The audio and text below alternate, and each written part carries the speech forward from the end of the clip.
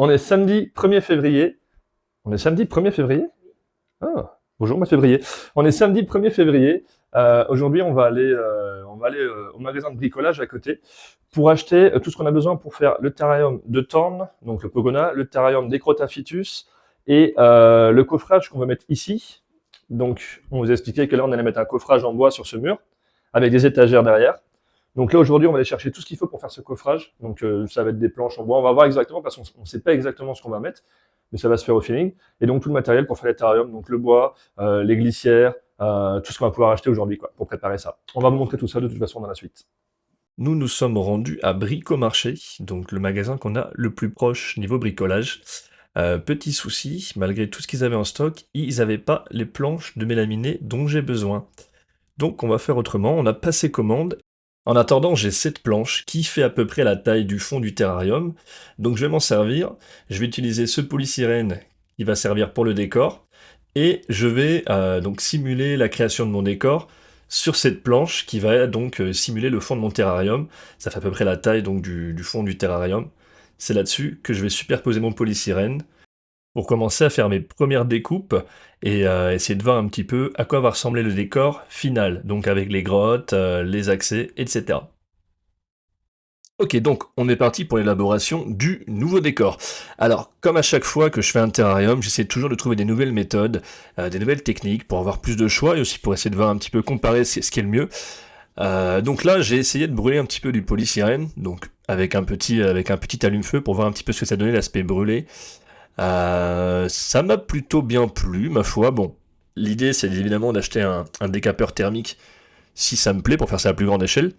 Donc, ouais, ça me plaît plutôt bien, c'est plutôt cool. Comme je vous ai dit, l'idée c'est toujours d'avoir plusieurs méthodes possibles à faire. Donc là, j'ai pas le matos pour le faire à grande échelle, mais vous voyez, c'est plutôt sympathique, ça donne un petit aspect un peu texturé. J'aime bien, j'aime bien. Bon, on va pas faire ça sur tout le fond parce qu'évidemment ça me prendrait des heures et des heures avec ce petit outil, mais je note l'idée, je la mets de côté. Je vous montre un petit peu ça, quelques étapes en accéléré. Je vais évidemment pas tout vous montrer parce que déjà ça prend des heures et des heures et des heures à faire un décor comme celui-ci, hein. Ça nous prend vraiment plus de 10 heures, entre 20 et 30 heures en général. Et aussi parce que bah voilà, j'ai pas tout filmé, il y a plein d'étapes, c'est très long, ça prend beaucoup de place, donc voilà, c'est pas non plus le but de la vidéo, c'est pas un tuto comment faire un terrarium, il y en a déjà eu d'ailleurs. Si ça vous intéresse, n'hésitez pas à m'en redemander.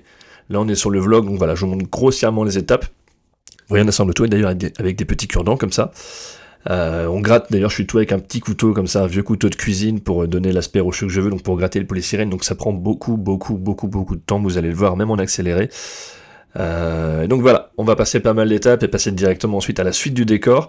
Une fois qu'on a donc assemblé un petit peu toutes les parties, toutes les couches, et ensuite on va lier le tout avec de la mousse polyuréthane, donc de la mousse PU, de la mousse d'isolation en fait, évidemment qui sera recouverte après par de la colle à carrelage, etc. Mais la mousse permet donc de donner aussi une forme un petit peu rocheuse, un petit peu plus naturelle, vu qu'on a moins d'impact dessus, on la contrôle moins, et forcément quand on contrôle moins les choses, ben, ça ressemble plus à ce que la nature peut faire, plus on arrive à être précis, moins c'est naturel en fait. Donc la mousse permet d'isoler, permet de lier un petit peu tout ça, la mousse isolante. Et ça permet de donner cet aspect qui va nous manquer entre les arêtes, dans les crevasses, entre plusieurs plaques. Ça permet de donner un aspect un petit peu plus naturel et compact à tout ça pour le rendu final qu'on veut, qui ressemble à peu près à ça, avant évidemment la colle à carrelage. Avec donc la petite grotte que vous voyez en haut à gauche, et dans la petite grotte, vous remarquez il y a déjà de la couleur, c'est ceci, la colle à carrelage, donc qu'on va ensuite mettre sur la totalité du décor. Donc il y a plusieurs couches, bien évidemment, avec plusieurs couleurs. Sur la dernière, on mettra du substrat pour que ça donne l'apparence qu'on veut. Donc là, voilà ce que ça donne après une première couche de colle à carrelage. Donc le but, évidemment, c'est de durcir, de donner cet aspect rocheux. Donc là, c'est la première couche. Il y en aura au total 3, parfois même 4, selon les endroits. Donc ici, voilà, notre fond monté dans le fond du terrarium avec le terrarium qui a commencé à être monté. Donc la colle à carrelage, qui bien sûr est mélangée avec des pigments naturels de différentes couleurs pour donner la teinte qu'on veut obtenir. Donc là, ici, il y a 2 couches. Et maintenant, on va donc attaquer les côtés avec donc toujours la même méthode. Ici, le but, c'est quand même par contre d'y intégrer les aérations qui vont servir évidemment à faire circuler l'air pour éviter l'effet four et pour permettre un gradient thermique. Et donc c'est parti pour colorer ça.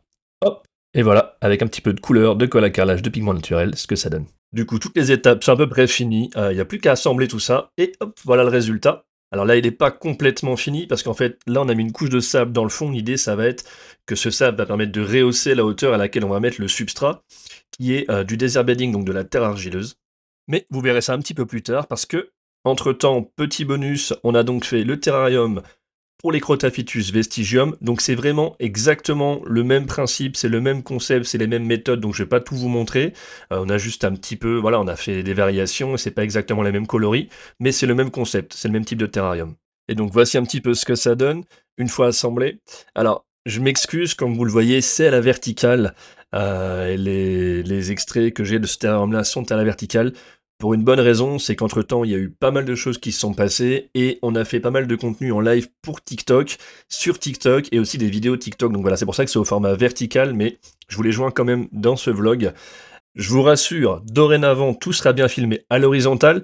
Je vais pas vous le promettre parce que il risque peut-être encore d'y avoir des erreurs, mais je vais essayer de tout filmer bien à l'horizontale pour le format YouTube pour que vous ayez un bon résultat sur les vlogs, un bon contenu. Comme je vous l'ai déjà expliqué, on tâtonne encore, on n'est pas des grands vidéastes, on débute, on cherche un petit peu quel est le meilleur format, j'avais un petit peu mis de côté YouTube, donc voilà, on n'était pas sûr exactement de ce qu'on faisait, mais maintenant je pense que j'ai vraiment envie de faire ce format-là, donc ça sera bien filmé à l'horizontale à l'avenir. Et du coup, on arrive tout doucement à la fin de ce vlog. Alors, je vais pas rentrer dans tous les détails parce que ça va être compliqué, mais sachez que le moment où j'enregistre la fin de cette vidéo, on est en fait au mois d'octobre, donc on est très longtemps après le début et après les premiers extraits que vous avez vus dans cette vidéo. Pour ceux qui me suivent un petit peu sur les autres réseaux, vous connaissez déjà les multiples raisons qui ont mené à cela, mais du coup ça implique plusieurs choses. Il y a énormément d'écart entre les sorties des 2 premiers vlogs, mais à l'heure actuelle, du coup on est bien plus avancé et je peux déjà vous préparer la suite qui va arriver dans le vlog 3 avec beaucoup moins d'écart, ça va arriver très bientôt, peut-être dans quelques jours, où vous verrez du coup directement un bond dans le temps de plusieurs mois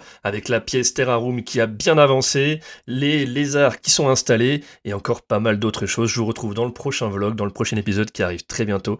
Merci d'avoir été présent, celui-ci tire un petit peu en longueur sur la partie Terrarium, je m'en rends compte une fois que je l'ai monté. On essaiera d'arranger tout ça et d'avoir un contenu qui est toujours de mieux en mieux. Merci à tous les amis et à très bientôt.